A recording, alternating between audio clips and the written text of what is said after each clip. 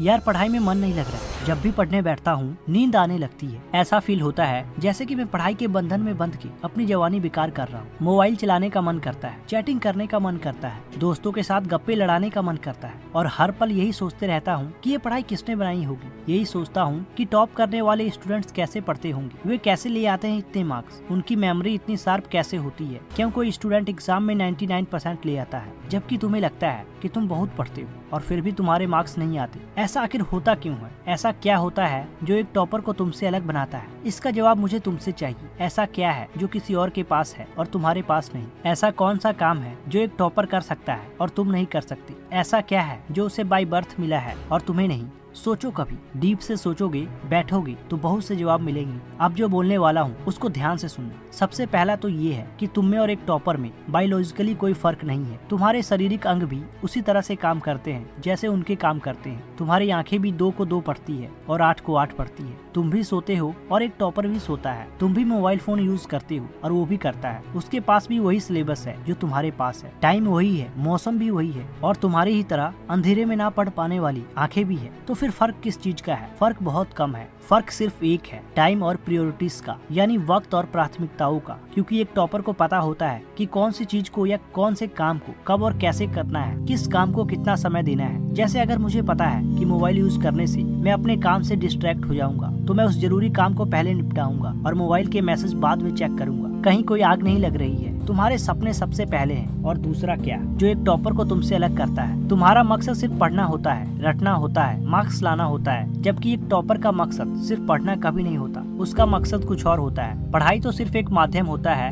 जो उसको उसकी मंजिल तक पहुंचाने के लायक बनाता है। इसीलिए उसको पढ़ते टाइम नींद नहीं आती, क्योंकि उसको पता होता है कि वो सिर्फ पढ़ने के लिए नहीं पढ़ रहा है बल्कि कोई बड़ा काम करने के लिए, अपना नाम करने के लिए पढ़ रहा है। यही बात उसको ताकत देती है। और क्या फर्क होता है एक टॉपर एक एवरेज स्टूडेंट्स में? टॉपर कभी रटता नहीं है, वो चीजों को, कॉन्सेप्ट को समझता है, उनको प्रैक्टिकल में अप्लाई करता है, इसलिए उनको भूलता नहीं है। तुम्हारे ऊपर जो पंखा चल रहा है, कभी तुमने बिजली कटने के बाद ये नोटिस किया है कि वो कितने सेकंड बाद रुकता है? और फिर कभी ये जानने की कोशिश की है कि अगर इसको रेगुलेटर से आधी स्पीड पर चलते हुए रोकेंगे तो कितनी सेकंड में रुकेगा? क्या तुमने कभी ये जानने की कोशिश करी है कि जो ट्यूब लाइट तुम्हारे रूम में लगी है वो 1 सेकंड में कितनी बार फ्लिप करती है, वो 1 घंटे में कितनी यूनिट निकालती है? अगर पता किया होगा तो एग्जाम में कभी पावर कंजप्शन का आंसर गलत नहीं होगा। यही फर्क है एक एवरेज और एक उस स्टूडेंट्स में जो जिंदगी के किसी मकसद के लिए पढ़ता है। क्योंकि रटा गया ज्ञान तो अगली क्लास में जाते ही गायब हो जाएगा और सीखा हुआ कॉन्सेप्ट जिंदगी में बहुत बार काम आता है। और याद रखना, हर वो रात जिसकी नींद तुमने पढ़ने के लिए कुर्बान कर दी है वो अपना कर्ज जरूर चुकाएगा।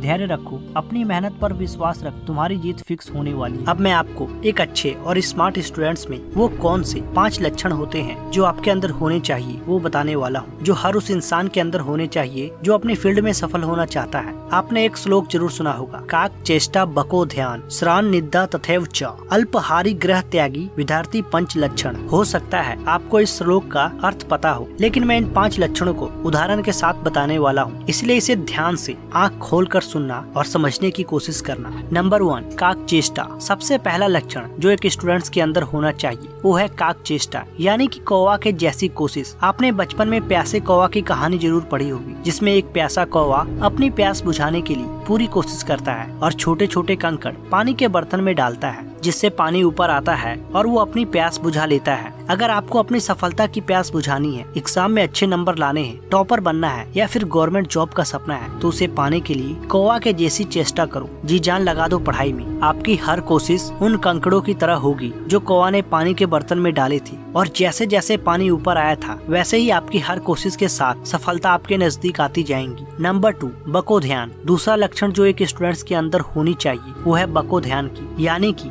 बगुले की जैसी ध्यान। बगुला पानी के अंदर जब शिकार करता है तब उसका ध्यान सिर्फ मछली पर होता है, अपने लक्ष्य पर होता है, जिसके लिए वो काफी देर तक एक ही जगह पे खड़ा रहता है, और जैसे ही मछली उसके नजदीक आती है तो एक बार में ही उसका शिकार कर लेता है। इसी तरह आपका ध्यान भी बगुले की तरह होना चाहिए। जब आप पढ़ाई करो तो रोज अपना एक लक्ष्य निर्धारित करो, एक टारगेट बनाओ कि आज मुझे ये चैप्टर क्लियर करना है या मुझे ये याद करना है, और तब तक मैं अपनी जगह से नहीं उठूंगा जब तक मैं अपने टारगेट को कंप्लीट नहीं कर लेता। और हाँ, जब तक मैं अपने टारगेट को पूरा ना कर लूं, पढ़ते वक्त तो मोबाइल को छूऊंगा तक नहीं, उसे स्विच ऑफ करके एक साइड में रख दूंगा। नंबर 3, श्रान निद्रा। तीसरा लक्षण जो एक स्टूडेंट्स के अंदर होना चाहिए वो है श्रान निद्रा, यानी कुत्ते जैसी नींद। दोस्तों, कुत्ते की नींद एक हल्की सी आहट से भी खुल जाती है। एक स्टूडेंट्स की नींद भी बिल्कुल वैसे ही होनी चाहिए ताकि उसे पढ़ाई करने में कोई दिक्कत ना हो। अगर वो सुबह उठकर पढ़ना चाहे तो अलार्म लगाने की जरूरत ना पड़े, उसकी नींद सही वक्त पे खुल जानी चाहिए। क्या आपकी नींद बिना अलार्म लगाए समय पे खुल जाती है? तो कमेंट करके जरूर बताएं। नंबर 4, अल्पाहारी। चौथा लक्षण जो इस स्टूडेंट्स के अंदर होनी चाहिए वो है अल्पाहारी, यानी कि कम खाने वाला। एक स्टूडेंट्स को लिमिट में खाना चाहिए, क्योंकि ज्यादा खाने से नींद आएगी और वो अपना पढ़ाई ठीक से नहीं कर पाएगा। इसीलिए अगर आप एक स्टूडेंट्स हो